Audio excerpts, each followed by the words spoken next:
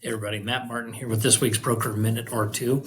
As I was driving down to St. George this morning, had a phone conversation with one of our agents from Layton, and that conversation reminded me that a few others have asked about this, and so I figured this would be a good opportunity to cover this. And it has to deal with, in light of the national settlement and the new forms we're dealing with, and since there is no longer an MLS field for compensation, that also means there's not a field for whether compensation is gross or net. So when we sign other agreements, which one is it, Matt? And it always pays to go to the forms to at least get hopefully the answer or part of the answer. So having said that, I'm going to share my screen here. This is the REPC. And this is section 4.3E, which we're all hopefully way familiar with now.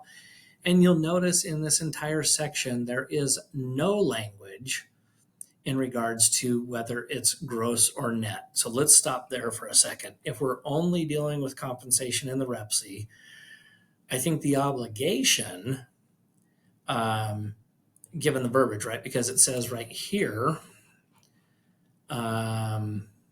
seller agrees that this is the section I'm talking about, sorry. Seller agrees that the buyer and the seller and buyer agree that the seller shall contribute X% of the purchase price or a particular dollar amount. Notice what's missing there is any discussion of even the possibility of net. So the net term would apply for kind of an extenuating circumstance if a certain hurdle was jumped. So I would say that in the REPC itself, the default doesn't make any accommodation or even a hint at net, and so it defaults to gross because that's actually what the language says. There's no clarifying language, so therefore it would be just the purchase price, not purchase price minus concessions. All right.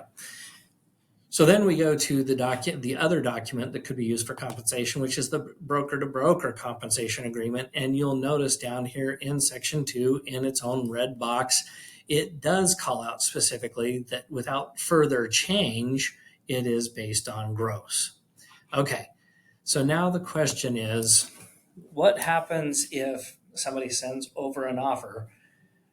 And it would apply to both situations, right? And we all have had these where somebody says, well, your list price is 500. We want you to raise, the price to 515,000, and we want your seller to give $15,000 in closing costs or some other concession. So if I take $15,000 times, let's just say 3%, that's $450 extra that our seller is going to have to pay when it comes time to pay compensation based on the default nature or the explicit nature of it being paid on gross.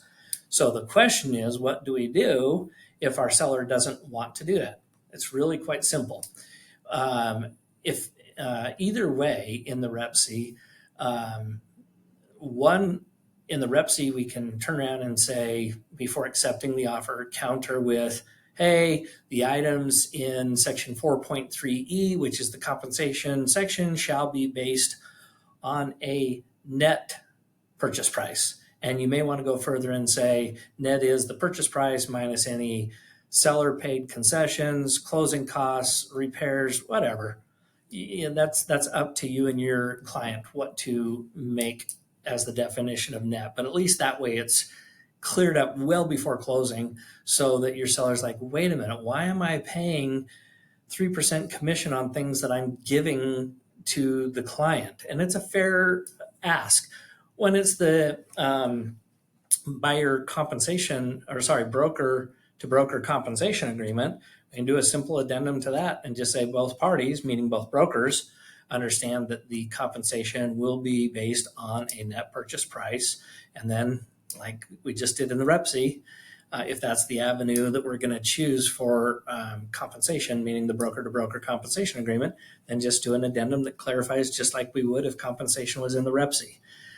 So there's no magic to this, but I want to be 100% clear. The default of both of these really is gross in nature, or if not explicitly called out like it is in the brokerage payment addendum. So if paying on net is of concern, you're going to have to do a little extra work and do an addendum either to the REPSI if compensation is covered there, or in the brokerage payment addendum if compensation is covered there. I hope that makes sense. You do have the avenue. You're not hamstrung. You can navigate this. It's just going to take an additional page to get it clarified from gross to net. Hope that helps. Have a great week, and we will talk soon.